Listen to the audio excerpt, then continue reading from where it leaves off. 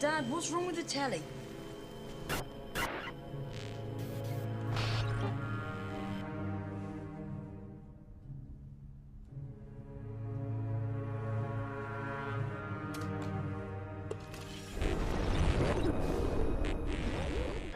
Greetings world, we are Anonymous TruthSec. If you are watching this broadcast, then their world has gone mad. Have we all forgotten what freedom means? It does not matter how you got here, all that matters is that you know something is not right. You feel it every second, deep inside your bones.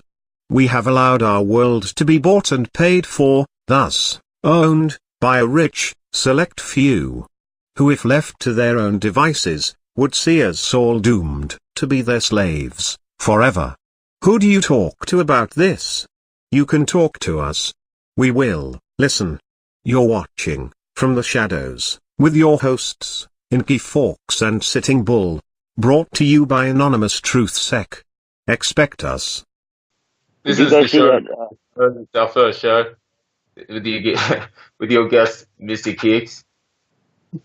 Hey guys. Hello, Mr. Kicx. What's going That's on? a bad cold you've got. Huh? That's a bad cold you've got. It's the cold originated in Amsterdam, I do believe. You did it. Did it now? It's been kicking the shit out of my throat for days as it happens. Huh. Yeah, we got good colds here in California too. I'm that's the cold in California. With infiltration and anonymous is, in my opinion, right, because we are such a freely moving organization, it gets difficult to sort of, tag who's legitimate, who's out for the cause. It makes us wary as people, really, but it keeps us safe at the same time, and you can't argue with a system like that. Yeah. But that being said, it makes it very, very, very easy to implant people when anyone can start an operation, anyone can pick up a mask for as little as a couple of cents online at points. But, it's like... But it also gives us good cover, Yeah. Having all the different factions and all the different, It gives us a means to keep ourselves safe. So you take Tor as a prime example. It was created to carry US naval secrets. They realized, okay, if we're the only people using the network, then our secrets aren't that secret.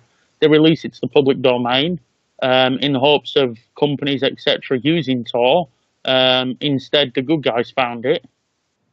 But it's expanded, it's served its purpose in being released to the public domain because anyone can use it and anyone can anonymize their traffic with Tor. It allows for anyone to exploit that. But that being said, overall, it serves its purpose in keeping US naval secrets safe because there's so much traffic that goes through Tor nowadays that you couldn't possibly even think about, ripping US military traffic through. Right. And it kind of reminds me, like the stuff you're talking about right now.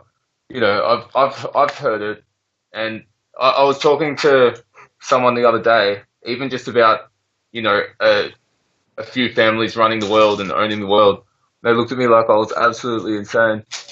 And it's frustrating, man, when there's all this information out there and people just kind of still are refusing to listen, you know what I mean?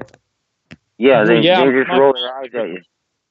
That's it. My partner refuses to acknowledge the existence of weather modification. I'm like, it's got to that point where I can show you so much evidence. We spoke about it within the three of us quite consistently about things like Beijing and Vietnam and stuff like that, where it's on record as being used. The HAARP system is a real thing, and people just assume that because you're talking about the government changing the clouds that you've lost a plot. And it's like, as long as I'm not a flat earther, I guess I think I'll manage. But what's interesting about it though is that they say they're controlling the weather, but are they really controlling it? Yeah, they can make it do something, but what does that do somewhere else? What effect does that have somewhere else in the world? Right. I don't think they can so much. I don't think they can create a kind of weather. I think they can just manipulate it. So say if there's a storm and they know there's going to be a storm, or there could be if one thing happens, they know what to do to make it happen and make it worse and all that kind of stuff. And while they were manipulating for that hurricane, I think maybe they might have caused an earthquake in Mexico down there. You know, Yeah, I mean, think they if you were to look at it deeper, it's likely that the hurricanes are as a result of trying to create the earthquake. I mean, the U.S. administration is quite biased Right. towards Mexico. Right. You know, And like getting back to what I was saying before about the select few being in charge of the world. I was talking to Bull the other day about bloodlines and how far back it goes and how it's all just been a master plan. And I was thinking maybe we could talk a bit more about that, like today. well, people will tell you that it goes back to Albert Pike, and it's true that Albert Pike played a big role in it. He was a general in the Civil War, and he played a big role in it. But it goes farther back than that. They've been trying to create a new world order since the Tower of Babel. Right. That's a long way. Times, biblical times. And these guys have been on, they've been on a set course for all these centuries. You know, thousands of years now. They've been on a set course, and they gain. I'll be back in just 2 minutes, guys. Okay. Every passing year, they gain a bit of ground on it. You know, and they get closer and closer and closer. So, you know, it's. And what is the purpose of it? I mean, what is the purpose of the New World Order? Yeah, right. To control humanity and be at the top. Right. It's to create a one world government. Is what it is. That's the purpose. Yeah, right. And they have their motivations are pure evil. So right. That's why we're seeing things like CERN and pop up and this and that and all the evil stuff they're doing. The MK Ultra, the weather manipulation, all of that stuff, the false flags happening world, not just in America, they happen everywhere. You know, right? And speaking of false flag attacks, 9/11, big one. Yeah. What are your thoughts on 9/11, bro? Well, 9/11 kind of changed the course of history. It really did. To say that the government was involved is accurate, but they, why did they do that? Did they do that just for one purpose, or what?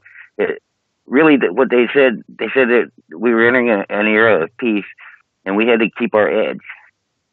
The U.S. did, and so they needed another Pearl Harbor-like attack to move themselves basically to the top of the line again, because they were falling behind. And they needed power over their own people.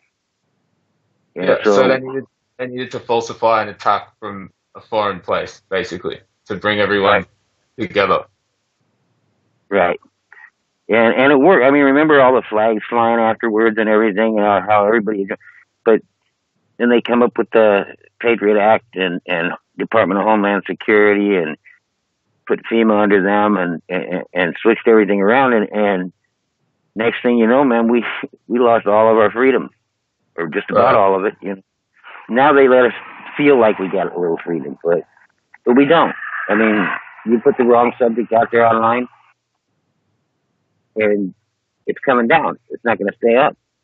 Yeah, you're not wrong. And I've seen plenty of videos, that have delved into some pretty kind of sticky subjects, just disappear. And it's frustrating how, especially when you're trying to share the truth around, it's just like, it makes it that little bit much harder, but we still keep doing it. Yeah. Yeah. And I had, I'm not somebody that gets really a lot of shares or a lot of likes and stuff like that, but one day I got really pissed off because one of the guys on TruthSec posted something and it got pulled down, and he was upset. Right. And I got a little upset too. I had just gone through the same thing earlier on another site. And so I was a little upset too. So I made that meme that said, fuck Facebook, or fuck Facebook censorship is what it said. And that's all that went around a bit. And I posted it and tagged a bunch of people. That thing got, I mean, it's not just us that feel that way. That thing got like over 400 shares. It was a good you know, one. and that wasn't on TruthSec. I posted it on my timeline because you weren't Right. around, and I didn't want to just go stick that out there and then have us shut down or something, you know. So I Yeah. put it on my timeline, and on my timeline it got over 400 shares. On TruthSec it probably would have got a couple thousand shares, you know. Oh, well, people saw it, man. But you know, people don't like it, and you know, that's, especially in America. I mean, we've always been able to criticize the government, say whatever we wanted to, pretty much, as long as you didn't issue a threat to a politician or a police officer or somebody in the government, you were fine. Right. And now that's not the case. You're not wrong. Speaking of like freedoms and freedom of speech and stuff like that, I was trying to share a link on Facebook the other day, and no matter what I tried, I just could not share that link. I tried to upload it with a picture, and then edit it to that link. It still wouldn't work. I can't remember exactly what the link was about, but it was obviously something they didn't want people to see. It was not. There's a lot of censorship going on, more than what you even realize. I mean, everybody notices they put something up like that and it comes down. They notice that. But yeah, man. I mean, sneaky things. The algorithm. I couldn't for a while there. I couldn't share into the groups. It wouldn't let me because I had too many. I had too many groups. I Googled it to find out why it was happening, and it's because I was in too many groups. And I took myself out of the ones that I didn't use anymore anyway. And sure enough, I could share again into the groups. So they're censoring us a lot. Before I fixed it, I figured out a way to do it anyways. You know, you just couldn't do it from where you posted it, right? You'd have copy and paste into just go into the group and copy and paste it in there. You know, right? And that'll work. So they can't stop it completely. There's a way around most of it, but especially what they do with the algorithm or whatever, what's done by computer, there's a way around it. So, sure. And getting back to 9/11 and like the one man that could have orchestrated it all. You know who I'm talking about? Yeah, I mean, you know, if you do the research enough on it, and you know, I've done a lot of research on 9/11. You do enough research, and a lot of research about that one topic with me specifically. I think you're passionate about the truth of that for sure. Yeah, well, it's what woke me up. That 9/11 is what woke me up. It made me start to question things. Right. You know, I figured out, and it took me too long. I should have figured it out before I did. You know, when it first happened. Hey guys, I'm back. Sorry, I was just feeding the monkeys. All right, welcome back, Kicx. Hello, man. Yeah, you know, it took me too long to wake up after 9/11. It really did. You know, when it happened, I thought these conspiracy theorists are a bunch of nuts. You know, that's what I thought. I admit it, and I was a fool. But you know, the more I looked at it, the less it made sense. The less it added up.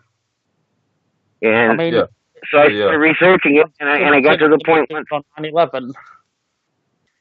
From doing the research, I got to the point where hey, I don't know what did happen, but I know what didn't happen. What the government said happened, it did not happen. I can prove that. Right. You know, and so then I started looking at what did happen, and I probably couldn't prosecute anybody in a court of law, but I think I could convince anybody who was behind it. And you know, it'd take a long time to really lay the case out well. But, you know, a president doesn't have the kind of power it takes to pull something like that off. No, I read like the other week something, the president's like 47 levels below the top level of secret. Yeah. Right, yeah. When it comes to the deep state, it's unbelievable how much, you know, I mean, I have a friend that has a radio show, and he says he envisions when a president's elected, they get taken down in a tunnel underneath the White House, you know, and these guys are, you know, Rothschild type guys or whatever down there, you know, informing, you're not in charge of anything. You're not the leader of anything. You know, you're going to do what we say. If you don't, we're going to kill your entire family, you know? Well, yeah, here's the thing. If you look at Trump's state visit, the state visit shortly after he's inaugurated. Sorry, go on. like if you look at Trump's state visit shortly after he was inaugurated, they said this is a timeline of where he's going to visit, who he's going to visit, and stuff. And one of the top priorities, one of the first state visits he actually did was to the United Kingdom to meet the Queen, and I found that one quite interesting. Obviously, you know, between the three of us, we know why that'd be interesting to maybe some of the newer viewers. You know, start piecing it together, guys. It makes for interesting reading. You know, it's like it was. I think it was actually the first state visit he performed, and that to me sort of, you know, it rang bells. I was like, I mean, I'm not saying, you know, I would assassinate a president, but, you know, there were points where my balls tingled at the thought of him coming to the United Kingdom and some radicalist filling a space in his head with lead. Right. Everybody sees Trump as a guy who's going to save America, you know? He's going to save the freedom and all that. Look, Trump, he's in that club, you know? He's in the club. Trump is going to save America, just not the way that people assume. He's going to save America, corporate America he's going to save. I mean, it makes no sense to put a capitalist in charge of a country's economic system. It just doesn't. The man's famous for three things. He's famous for being wealthy, being a capitalist, and the TV show The Apprentice. Yeah. You know, I met him. Run an economic system. The Prime Minister of Australia, rich banker, self-made banker. That's all he was. Then he got into politics, became Prime Minister. But how do you get to be somebody like that? How do you get in the club? You got to have a sponsor. So, a lot of money. Well, who might have been his sponsor? I think same answer as 9/11 is what I think. I think it's David Rockefeller. Right. That's where he filmed in Rockefeller Center. He filmed The Apprentice in Rockefeller Center. Huh. Yeah. So that'll tell you something. He has his own big building. You don't need that, you know. So you know, I think that's who his sponsor was that got him into the club, and he's one of them. Right. He might be a little different than most of them, but he's beholden to him. You can't get in position of power without already being a puppet, you know, attached to the strings. Right. Based on the back of your comment about he may be one of them, he may not look like one of them. They say a pig in a dress is still a pig. That's right. That's right. So, you know, I guess I've gotten a little cynical the past decade or so. I mean, how can you see what's going on and not be cynical? You know, I continue to say to people, I'm not really paranoid because they are after me. You know, it's like it's a real thing. You analyze your own traffic enough, you can see it. I have that same thing. I'll tell people just because you're paranoid doesn't mean they're not really after you. You know, because people see that paranoid word as some kind of a mental disorder or something. No, it's not. Not at all. You know, it can be a side effect of some drugs, but it's not a mental disorder. You know, it's a normal state of mind. You know, given the right circumstances, anybody will get paranoid. I mean, the word disorder alone irritates me. You know, I mean, I'm not going to say, you know, particularly what you guys know. I do suffer a certain disorder, and I think if you look at this disorder as a word, is quite vile. You know, it's saying this person's brain isn't wired how we expect it to be wired, and that means you've got a disorder. That's you know, that's the definition of a disorder, is that your brain isn't wired as per norm. And I'm like, well, you know, what's normal for the human mind? Really, it's like you can't get these little cookie cutter boxes and fit everybody into a box. Anyone that doesn't fit has to go into a different box, sort of thing. And basically, it's like political correctness on steroids is what it is. I mean, you know, they're telling you how you got to think, how you got to, and if you don't think that way, then something's wrong with you. But another thing, you know, you said you had a problem with the word disorder, and I, you know, even though I use the word, I do have a problem with how mental disorders are viewed. If you've got a heart problem, nobody looks down on you because of that. If you got a back problem, you got liver problems, something, you know, pancreatitis. But mental health is stigmatized. But when it's your brain, which is just an organ just like the others, you know, it can get things wrong with it too. you're stigmatized, yeah, and you shouldn't be, and that makes it worse, actually. You know, I agree. I mean, like as you can tell by the accent, obviously I'm a resident of the United Kingdom, and over here they have the mental health register, which basically means if you fit in one of those boxes that they define as a disorder or a mental health issue, you put on a register, and that, you know, that, I mean, that's not a small thing. You know, employers get access to that register, schools get access to that register. I mean, yeah, I can understand, you know, from a school safe point of view, but at the same time, the schools are basically given access to a list that defines who's non-conformative in the traditional sense of an okay mind. Right. Yeah. You know, you said that, like, you had a phrase. You used a phrase there to put you in a little box. You know, and it's really true. I mean, we see that everywhere we go. If you don't fit in this little box, then something's wrong, and you don't fit. Yeah, you know, but you know what? Yeah. Take that little box of theirs and shove it up your ass. Don't let them put you in a box ever. So to expand on this little box theory, right? I watched a video recently that I think I've sent both of you guys independently as well, from a YouTuber called Prince EA called "I Just Sued the School System." Any of you viewers that want to watch this video, it's really worth a watch. And in that, he explains about how school is just preparing people for an industrial era work life, where they'll put you in little rows, they'll tell you what to eat, do, and think for 8 hours a day. You've got to raise your hand in class if you want to speak, and you're all competing for A's, which are a sign of product quality in warehouses. And so that's about putting students in boxes as well. You know, I believe, you know, like obviously I've grown up in an educational system where, because I've been diagnosed with, you know, particular mental health issues from a young age, you know, I didn't really fit into the boxes of traditional schooling. And I think the schooling system is what let me down. I mean, I was told throughout school by teachers, everything, you're going to fail. In my chosen career in this country, I've worked in some of the top establishments for my chosen career. And none of that was because of schooling. I mean, never in my life did I need to use algebra so far. You know, there was an entire chunk of my school life terrorized by algebra. I don't need to know algebra. I've never been stopped in the street with a man with a gun and said, look, it's your life or algebra questions. You know, it's like, there's no real purpose for algebra other than to distract you, to see what your aptitude is, and assign you jobs later in life. You know, and that's exactly what it is. As an employer, you know, I'm an employer myself. I've previously, you know, owned 3 companies. I'm setting a 4th up. And, you know, you can really tell a lot just by someone's schooling grades. And that, to me, is wrong. You know, if I was much rather like say Donald Trump.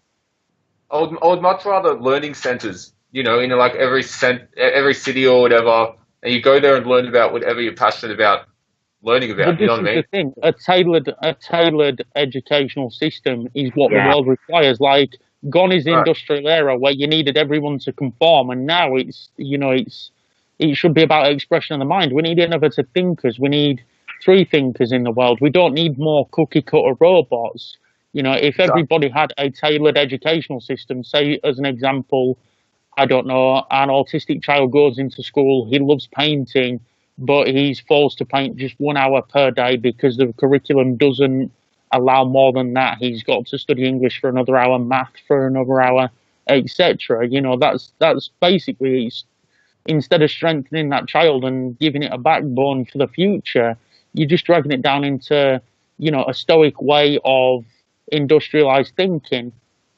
You need to turn schooling on its head and create opportunity for free flow and free thought. I saw a video about they want mindless slaves. That's what they want. Don't do it. Yeah. You know, the theoretical physicist that what's his name? The Oriental guy. I can't think of his name right now. He's a really smart, really smart. It's Michio Kaku. There you go. That's it. Okay, he was talking about America's secret weapon, right? Okay, and that got my interest. Secret weapon. He's a smart guy, and that was the line that they used to pull you in. Well, so I wanted to listen to the video. What he was talking about was that we import all of our scientists. If you put all of a sudden said you can't bring any more people into the country, the U.S. would be screwed, because we're so far ahead in technology and everything of everybody else, but we're not doing that with our own scientists, because they're not getting a good enough education. It reminds me of Project Paperclip. Mm-hmm. Yeah. Sort of off the back of what you're saying there, Bull. If you look at as World War II ended, a lot of German scientists were given immunity based on the fact that they would come and work for said administrations. Now the US administration took a big chunk of that. The nuclear program and everything came off the back of the V2 rocket tests and stuff like that from German scientists. We got all of that. We got all that, and you know what? That's really not what we were looking for when we brought them here. We were looking to keep them away from the Soviets. We didn't want them to fall into the hands of the Soviets, that was smart. It was a defensive move more than anything, but it turned into an offensive move in time. because those guys have amazing minds, and they come over here and continued their work, and that's how come we had the first bomb and everything. But a lot of that stuff we hear about the U.S. being first in this or that or the other thing, a lot of that's bullshit. Look at our schools. How far down the list are we in education? Look at the space race.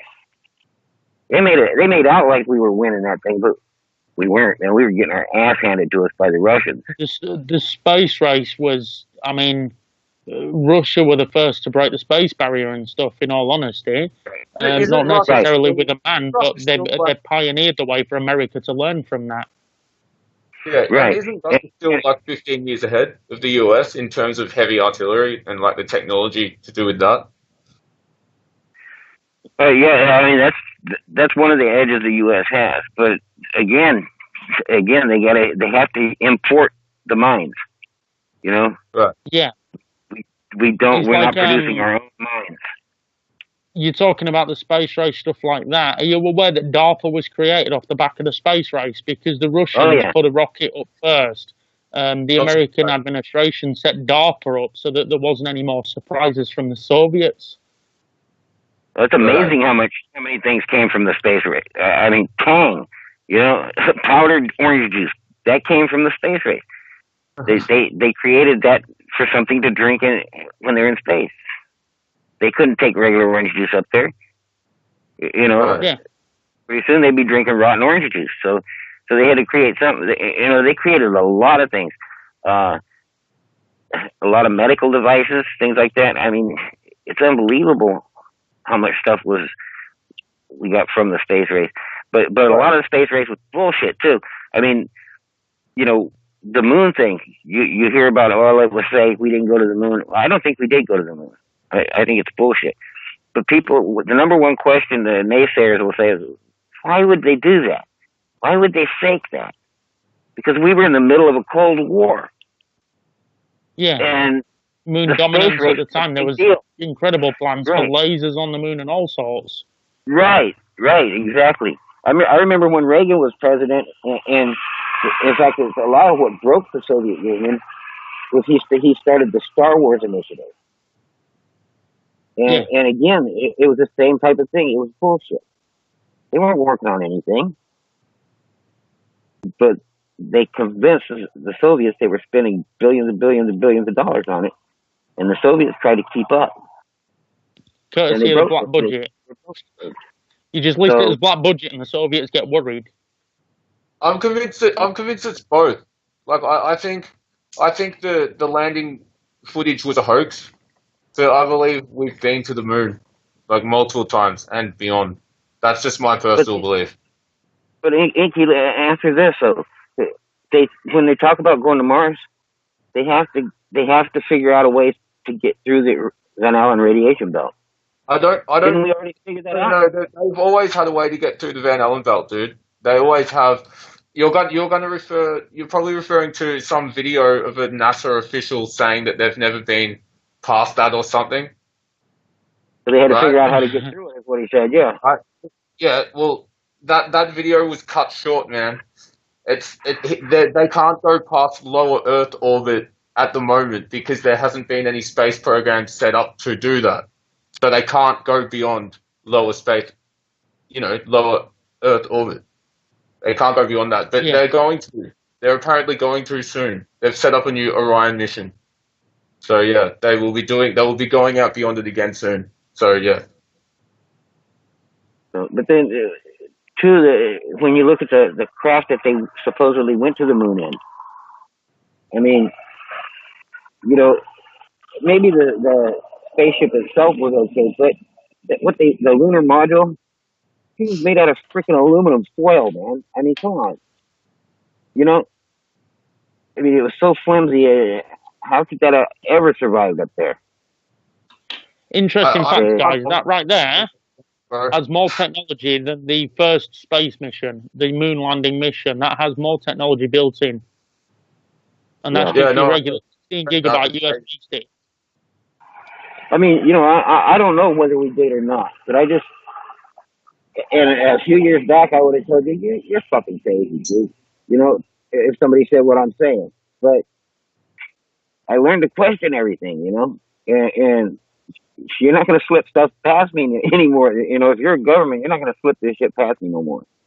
It's that simple. You know, I don't fall for the false flags anymore because I question it. That's completely healthy, bro.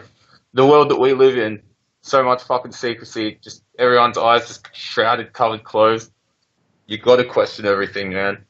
It's crazy time. Yeah, and I mean, I'll admit, I'm pissed off about it. I'll admit, I got lied to all my life, and I'm pissed off about it. You know, right. As I said to you, Enki, the key to what we do is research.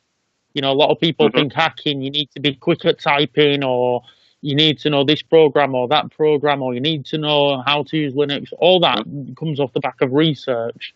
You know, if you're not researching, if your mind's occupied by the lie vision, you know, it's going to make things a lot harder for you to achieve things. I haven't watched a television in years.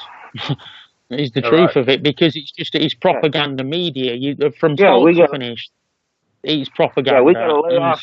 We got to lay off the television. We got to lay off the television. We got to lay off the fluoride, all that.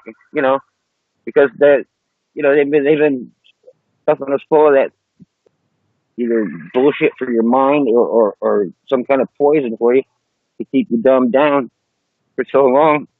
And so, okay, I spoke to a guy a few years ago. He wasn't an Anon, but he was a truther. What he said to me is, if you can get someone hooked on an hour of television once a week, you can occupy their mind for an hour every single week. And so then when you look at that on the bigger picture, you know, if you've got your favorite television show that you like and it airs 7 p.m. on a Tuesday night, and then shortly after that we introduce a new show, something else to occupy your mind, eventually it's going to be show upon show. You're going to be stuck in front of the television waiting for punchlines of fictitious bullshit designed to brainwash your mind and keep you from figuring the truth out. And I've been there. It took me years to wake up. I didn't kind of wake up and start researching shit until I was like 22, you know. I'd already looked at a few things like spirit science and shit that maybe start looking outside the box and that things maybe aren't quite what we're told. And that's what kind of opened up the gateway for my, I guess you could call truth seeking, you know. Yeah. So did you, when you were a kid, used to be called conspiracy theorists, now we're truth seekers, or social justice warriors, I guess is the other word that's been thrown around a lot recently. Yeah. Yeah. There's been a lot of... I mean, I think we're all the kind of guys that when we were kids, we didn't stay in the lines when we colored. We colored any damn place we wanted, you know? Right. I think you gotta have that kind of a personality. You gotta have a personality that, you know, you try to do the right thing and everything, but you know, don't tell me what to do, you know? Yeah, at a young age, when I was presented with a colouring book and crayons, I soon discovered that the back of the page was completely empty, as opposed to the front of the page, and that's exploration. That's doing your research. You know, it's like I could conform, I could do what they want me to do, or I can do my own thing on the back of this page because there's an open space. There's no big chunky black lines for me to conform to and stick within. You know, and that was, I mean, you know, that's sort of deciphering the building blocks of what makes you who you are today. You know, but it made much more sense to colour on the back of the paper because you'd have creativity, you'd have that freedom of movement to do what you wanted to do, as opposed to follow, once again, I know, sorry for the cliche, but the cookie cutter outline. You know, it's like thousands of those books and thousands of those books worldwide look the same. You know, they all had page 1 looks like this, page 2 look like this, maybe in a different colour or a different tone of a particular colour in parts. But, you know, my book looked completely different. My book looks brand new until you were reading through it and saw on the back of the pages something completely different to the front. We might ought to talk about a little bit about what they're doing with the homeless people and around the hurricane areas. You mean the mandatory FEMA camps? Yeah, I've read about that. I actually saw a video from a guy who'd stayed in one. Yeah, basically, yeah. Locked up. Well, they're saying if you're not microchipped and processed, then you're not getting in. True. So it's happening, all that RFID shit. Wow. They had a Walmart here in San Jose that they got all shut down and fixed up as a camp. And, you know, still people don't believe it. They think you're crazy when you start talking about a Walmart turned into a FEMA camp, you know? Right. And I guess it does sound kind of crazy, but you know, if it's happening, it's happening, you know? Well, I read that the whole prison facility worth of prisoners just like washed away. Have you guys heard anything about that? I haven't heard nothing. I heard you say something about it the other day, but other than that, I haven't heard anything about it. No. Right. Yeah, well, they had the big fires up here in the mountains up around the national park, you know? And one of the towns has a jail up there, and it burned the town all up and everything. They left the guys in the jail. Huh. They didn't take them out. Then they had to sit there and breathe smoke for days, and yeah, that's pretty fucked up. Messed up. Yeah. So we touched on CERN before. You were talking about it way before. Yeah. About they're smashing like particles, the smallest particles you can have together beyond the speed of light. CERN, what is it? You could tear a hole in space, yeah? Yeah, they could do a lot. I mean, I don't believe there was ever a Big Bang anyway, but they're trying to recreate that. And they're working with what is it, Higgs boson particle or something like that. They call it the God particle. Yeah. And basically, they're wanting to know what holds things together.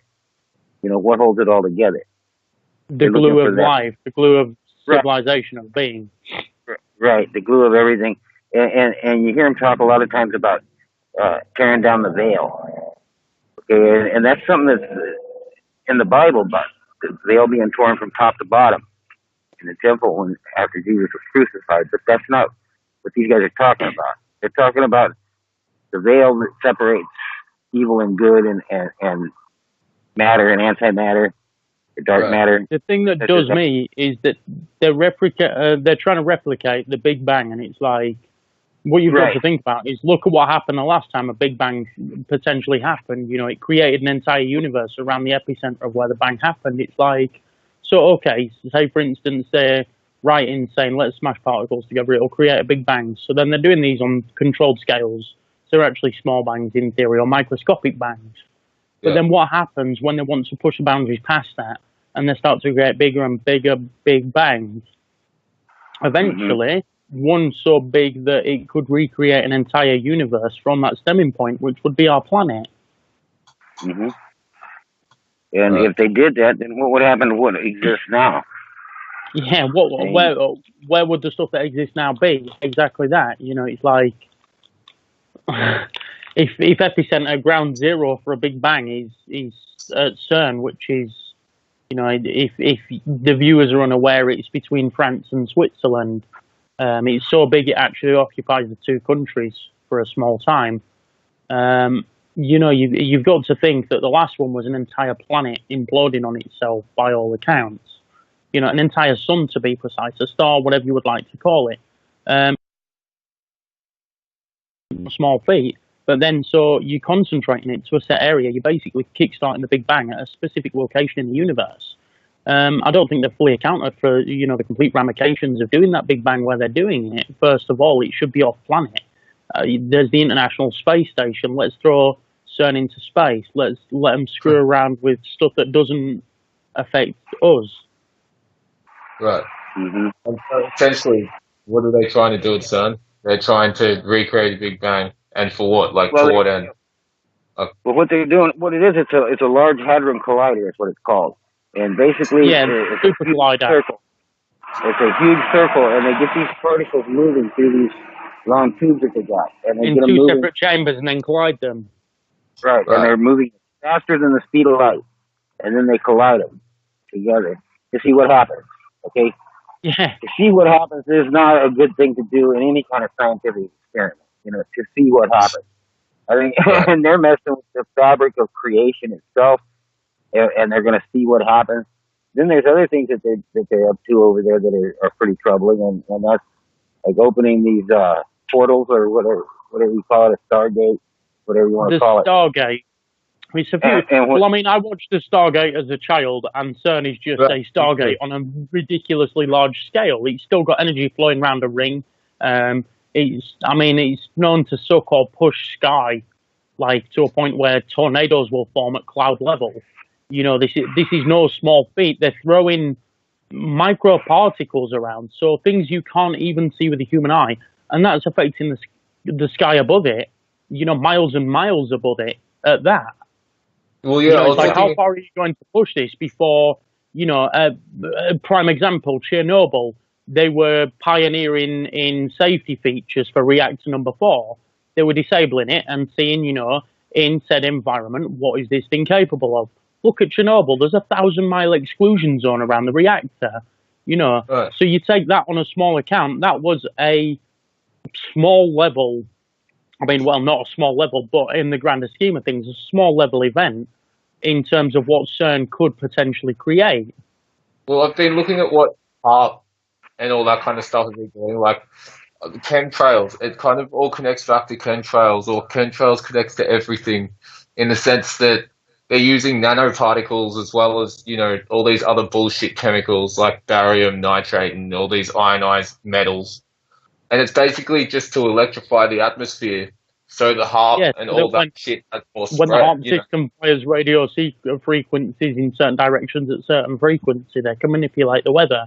Yeah, once again, you know, so I can't remember which one of the two of you, but someone touched upon the fact that, you know, as opposed to creating weather, what you need to understand is weather modification, geoengineering, and the creation of weather are two different things. So it's like, you know, I believe that, yes, in certain circumstances, on certain days, they may be able to create a tornado, but they couldn't just produce one out of thin air. You would need air pressure at a certain kind of pressure. You would need cold air coming in at this angle, hot air coming in at that angle. And it is weather manipulation. This is why, you know, geoengineering, it's like you're engineering something. You're trying to take something that exists and re-engineer it to do something different. Exactly. Yeah.